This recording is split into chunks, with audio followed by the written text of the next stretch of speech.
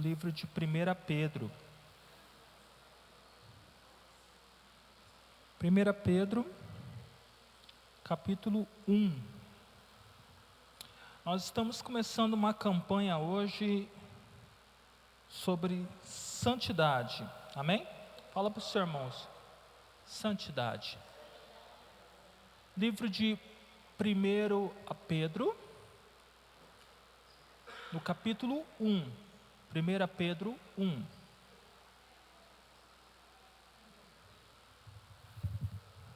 Glória a Deus. 1 Pedro capítulo 1, versículos 13 em diante. Diz assim: portanto, cingindo os lombos do vosso entendimento, sede sóbrios e esperai inteiramente na graça que se vos ofereceu na revelação de Jesus Cristo. Como filhos obedientes, não vos conformando com as concupiscências ou desejos ardentes, que antes havia em vossa ignorância. Verso 15. Mas, começando aquele que vos chamou, sede vós também santos em toda a vossa maneira de viver. Porquanto escrito está: sede santos, porque eu sou santo. Pai, em nome do Senhor Jesus, eterno e soberano Deus, oro ao Senhor nessa oportunidade, Senhor, pedindo a Deus que o Senhor, que é Deus, nos conduza nesta noite, Senhor, em Tua santa presença. Que o nosso entendimento, Senhor Deus, seja ampliado para aquilo que o Senhor tem para as nossas vidas. Que a Tua vontade seja realizada de forma plena em todo o nosso ser, Pai. Em nome de Jesus, oro ao Senhor para que o Senhor nos conduza nessa noite. Espírito Santo, eu sou plenamente dependente do Senhor. O Senhor é Deus e eu sou aquele que depende de Ti. Sem o Senhor, nada posso fazer. Por isso eu lhe convido, Senhor, a tomar o Teu lugar, ó Deus, e assumir o controle de todas as coisas, ó Senhor, no nome de Jesus. Glória a Deus. Amém? Amém. Queridos, eu não costumo pedir, mas hoje eu queria pedir um tangedor. Alguém que toque alguma coisa ali, um teclado, alguma coisa ali, por favor. Eu não tenho esse hábito, mas o Senhor está direcionando para isso. Amém? Amados, o tema desta noite, que conforme nós falamos, o tema da campanha é santificação. E o tema que eu escolhi é santificação por meio da renúncia. Fala comigo, renúncia. Isso. Amados, há vários níveis de santidade, sabe? Mas eu quero falar aqui hoje sobre especificamente dois níveis apenas, tá? O primeiro nível é um nível quando nós recebemos a Jesus, ok? Fala comigo. O primeiro nível é quando nós recebemos a Jesus. No livro de João, o Evangelho, no capítulo 1, no versículo 12, diz assim: veio para o que era seu, mas os seus não o receberam, mas a todos quanto o receberam, deu-lhes o poder de se tornarem filhos de Deus, a saber, aqueles que creem no seu nome. O versículo 13 diz assim: filhos nascidos não da carne, nem do sangue, nem da vontade do homem, mas de Deus. Esse verso 13 para mim é o principal, que nos mostra que nós fomos separados, fomos tirados do mundo, sabe, e nos tornamos filhos de Deus. Ele fez isso conosco. É um trabalho então de santificação, de separação. Nós fomos separados do mundo e nos tornamos filhos de Deus. Nós recebemos uma nova identidade. Deixamos de ser criaturas para receber a identidade de filhos de Deus. Passamos a ter um DNA divino. Passamos a ter em nós uma nova genética. Somos transformados por obra divina em filhos de Deus. Amém? Posso ouvir um amém? Posso ouvir um glória a Deus? Esse é o primeiro nível, onde nós somos então transformados em filhos de Deus. O segundo nível, ele começa logo na sequência. Como começa na sequência?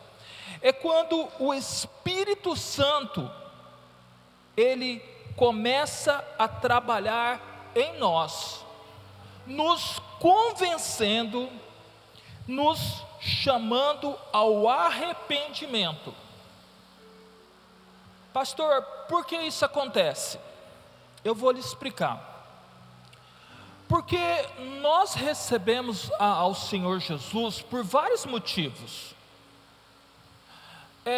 Alguns vieram para a igreja, vêm para Jesus e recebem Jesus porque estava com um problema financeiro. E ele vem para a igreja na expectativa de que Jesus mude a sua vida, a sua situação financeira. Outros vêm e recebem a Jesus porque estão envolvidos com drogas. Outros vêm porque estão envolvidos no crime. Outros vêm porque estão com um problema no casamento. E aí buscam uma solução para o seu casamento e aceitam Jesus. E tem aqueles que vêm até porque precisa estar buscando uma namorada ou um namorado e vem para a igreja, e vem para a igreja, aceita Jesus e acaba ficando. Eu vim porque o meu problema era drogas. Eu queria me libertar das drogas, só que eu não conseguia. Depois de muito tempo, quando eu já estava liberto das drogas, quando eu já estava liberto do álcool, do cigarro, é que eu comecei a entender que eu era um pecador. E a maioria não entende que o nosso maior problema é o pecado, não é os vícios. Os vícios, na verdade, vêm por consequência do pecado que em nós habita. Entende? Então, nós precisamos muitas vezes nós entendermos que o nosso maior problema é isso. E o Espírito Santo então começa a trabalhar nas nossas vidas para nos limpar, para arrancar de nós todo tipo de sujeira, todo tipo de imundície. Está me entendendo? Então o Espírito Santo começa a trabalhar em nós. A Bíblia vai nos dizer, pode abrir comigo no livro de Hebreus,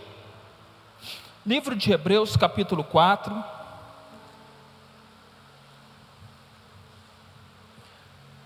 Hebreus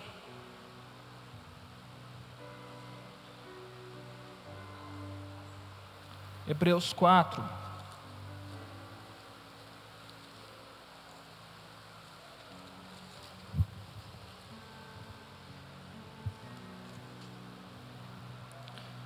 Hebreus capítulo 3, no versículo 4.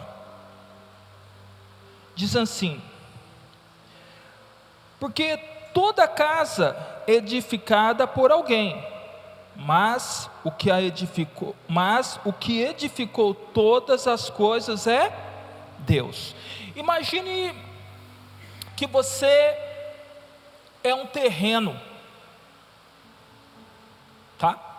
imagine que você é um terreno onde o Senhor Jesus quer edificar uma construção, uma casa para si, onde Ele quer habitar.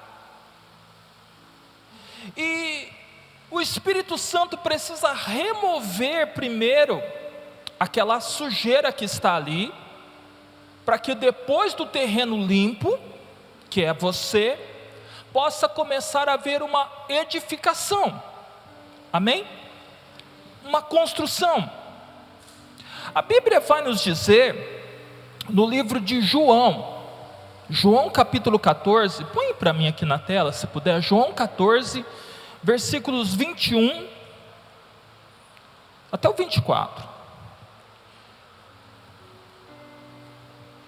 João 14, diz assim, ó: aquele que tem os meus mandamentos e os guarda, esse é o que me ama, e aquele que me ama será amado do meu Pai, e eu o amarei, e me manifestarei a ele. Verso 22, disse-lhe Judas, não Iscariotes, Senhor, de onde vem que te has de manifestar-te a nós e não ao mundo? 23, Jesus respondeu e disse-lhe, se alguém me ama,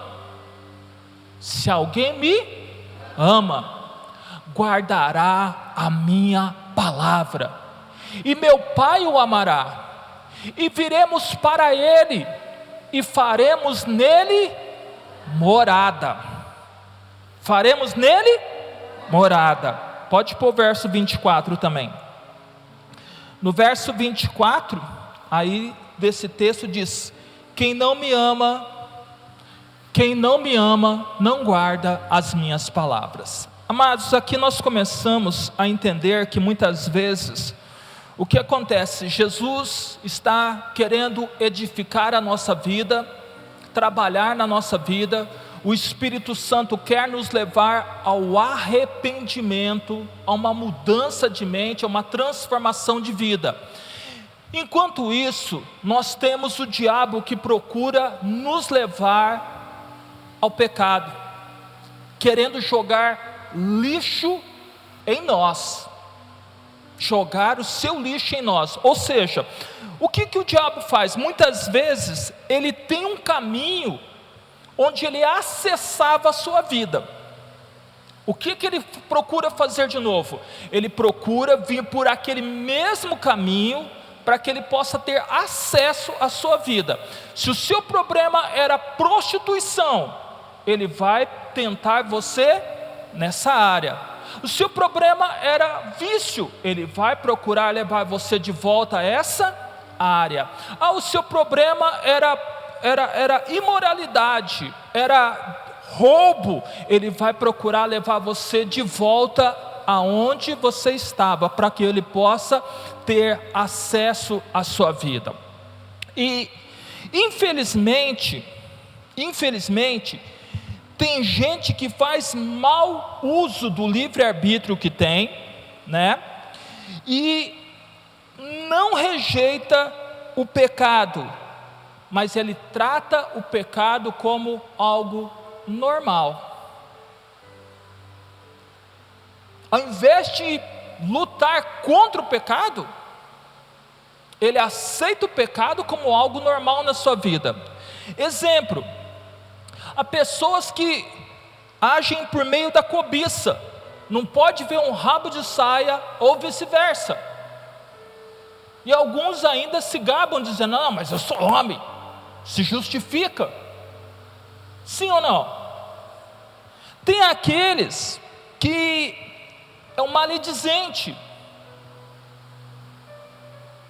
Mas eu estou falando a verdade, pastor.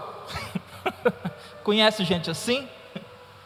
Que chega para você e fala assim: ó, não, mas eu estou falando a verdade. É verdade, mas está maldizendo. O problema é a maledicência. Há outros que conservam o ódio. Há outros que muitas vezes concordam com o roubo. E às vezes, se não roubou, pelo menos no seu coração concorda com aquele que rouba. Deixa eu te falar uma coisa, quem aqui lembra de um assalto que teve no banco lá acho que foi em Natal, onde levaram 160 milhões num assalto? Quem foi que bateu palma para os bandidos? Quem foi que ficou assim, falou, nossa, quem foi que, assim como eu falei, esses cara, os cara. Teve mais alguém além de mim que fez assim, esses cara, os cara? Não é da época do senhor, pastor?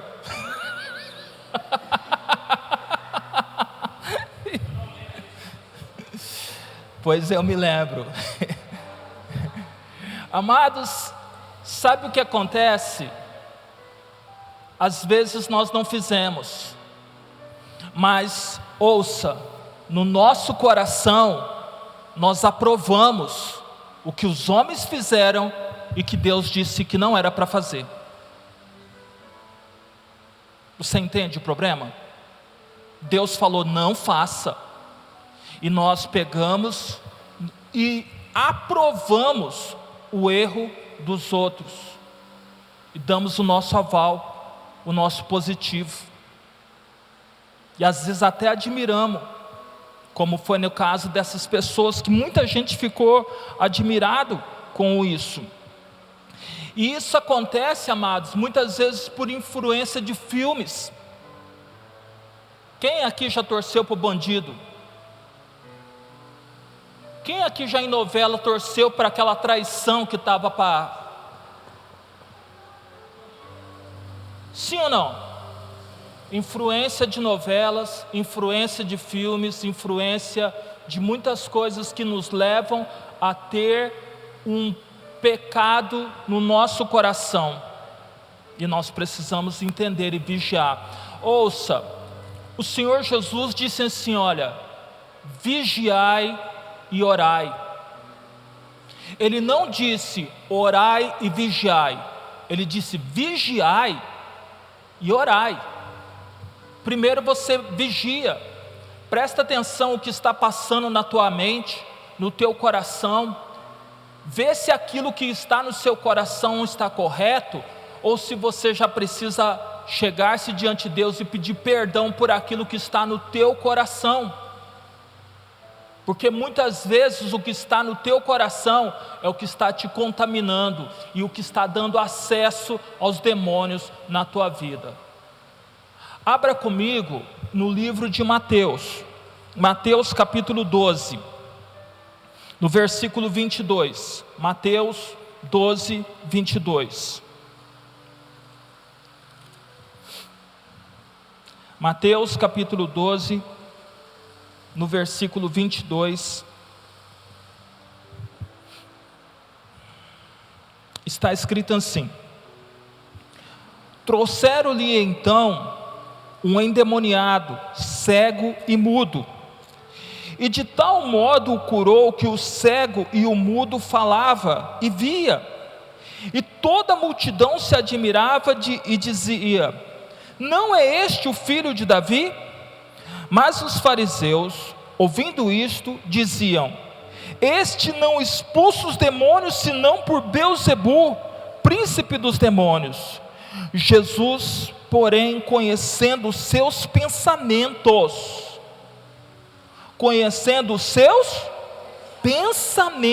disse-lhes: todo o reino dividido contra si mesmo é devastado, e toda cidade ou casa dividida contra si mesma não subsistirá. E se Satanás expulsa Satanás, está dividido contra si mesmo. Como subsistirá, pois, o seu reino? Verso 27. E se eu expulso os demônios por Beelzebu, por quem os expulsam então os vossos filhos? Portanto, eles mesmos serão os vossos juízes. Mas se eu expulso os demônios pelo Espírito de Deus, é consequentemente chegado a vós o reino de Deus. Ouça, Aqui Jesus nos traz duas coisas importantes. Primeiro, quem era Belzebu? Era o mesmo do hebraico, lá atrás no Antigo Testamento, que era chamado de Baal-zebub, né? Ou Senhor das moscas. Fala comigo, Senhor das moscas. Literalmente, Senhor das moscas. Observe uma coisa: mosca é atraída por lixo. Mosca é atraída por lixo. Onde tem lixo, tem mosca. Onde tem pecado, tem demônio. E às vezes nós precisamos entender, amados, que nós precisamos remover o lixo. Remover todo o lixo da nossa vida.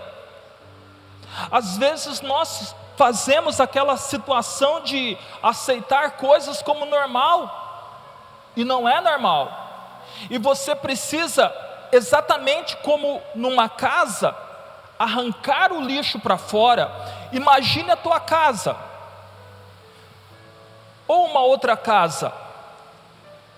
Quem aqui já entrou numa casa onde a louça faz 3 dias, está aquela pia de louça assim? O que tem sobre aquela pia de louça suja? Mosca. Amados, infelizmente tem casas que não é só louça suja, mas é roupa suja, casa suja, e isso atrai moscas. Agora imagine se é a tua vida.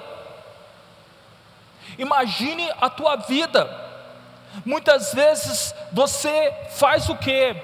Você está passando por uma situação difícil e você quer tocar as moscas. Você fala assim: sai diabo, sai demônio, pastor, ora por mim. O pastor ora por você, os demônios dão uma voltinha e volta. Por quê? Porque você enxotou a mosca, mas não tirou o lixo. E se você não tira o lixo, a mosca vai lá fora, dá uma voltinha, toma um arzinho e volta para o lixo onde está.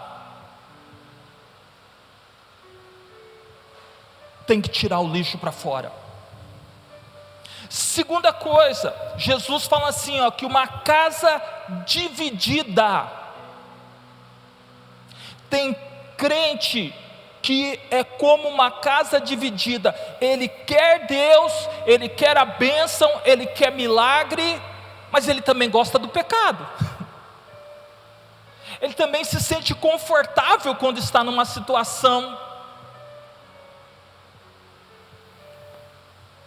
E aí não tem como Deus trabalhar. Não tem como. Você precisa usar o seu livre-arbítrio para decidir ser um homem de Deus, uma mulher de Deus, e se livrar das garras dos demônios. Pastor, como que faz para fazer isso, para resolver isso? Como eu faço para me libertar de toda e qualquer situação, me libertar de ações demoníacas? Como eu faço para resolver isso? Você precisa decidir de fato ser uma morada do Senhor. João 14, 23, está lá. João 14, 23.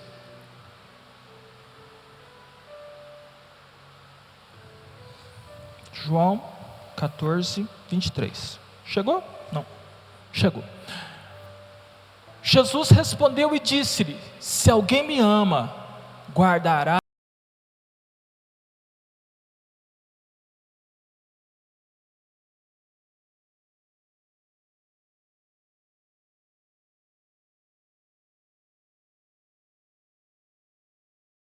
do Senhor, morada do Deus vivo. Amados, quando nós queremos isso, nós precisamos fazer uma faxina na nossa casa, na nossa vida. Ou seja, sondar o nosso coração e pôr todo o lixo para fora. Como eu faço isso? Confissão, arrependimento, renúncia. Renúncia. Observe quando Jesus começou a pregar para o povo de Israel, a primeira coisa que ele falou para eles foi assim: olha, arrependei-vos. Mas ele não era o povo de Deus, estava chamando o povo para o arrependimento. O arrependimento é necessário. E quando nós fazemos isso, nós precisamos entender que essa renúncia, essa confissão, é algo que você faz dando aquela examinada em si mesmo e confessando um a um. Quem se lembra aqui do encontro? Quem já foi no encontro? Lembra? Eles costumavam falar que às vezes as pessoas pecam no varejo e pedem perdão no atacado, né? Deus, perdoa-me todos os meus pecados. E eu pergunto, de qual que você se arrependeu?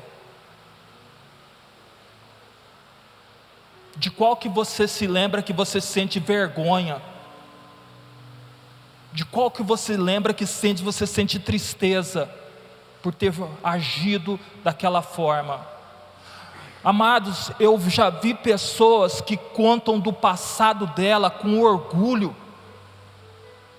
E ele conta assim, ó: ixi, eu era terrível, eu fazia isso, eu fazia aquilo. E eu fico olhando assim e falo: o sangue de Jesus tem poder?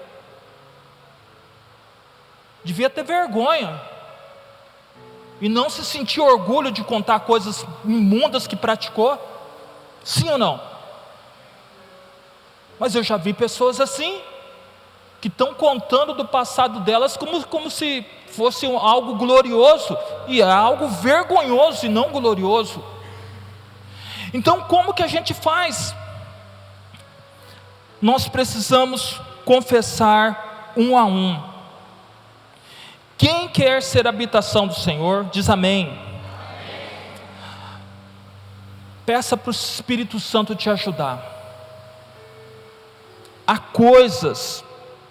casos em que o Espírito Santo vai te levar a lembrar de situações que você viveu até na tua infância, para tratar na raiz. Deixa eu te contar uma coisa. Teve uma época da minha vida em que o Espírito Santo me levou a lembrar de algo que aconteceu comigo quando eu tinha 8 anos de idade. Uma área da minha vida que era complicada. E o Espírito Santo me levou a algo que aconteceu comigo quando eu tinha 8 anos, mais ou menos. Quando eu tinha 8 anos,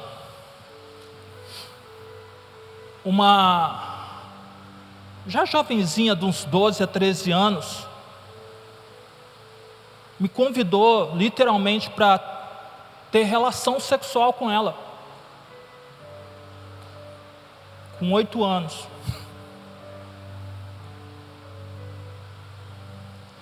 Mães, pais, orem pelos seus filhos para que Deus possa livrá-los das mãos de Satanás.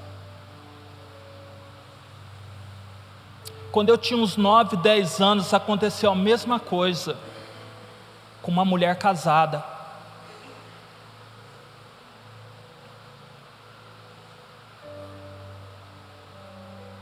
E a minha vida foi virando um inferno, porque eu achava que aquilo era o normal. E eu passei a ter uma vida desgraçada, afundada na imoralidade, no pecado, e eu não conseguia me livrar. Desde a minha juventude, afundado, filme pornô, revista pornográfica e todo tipo de lixo.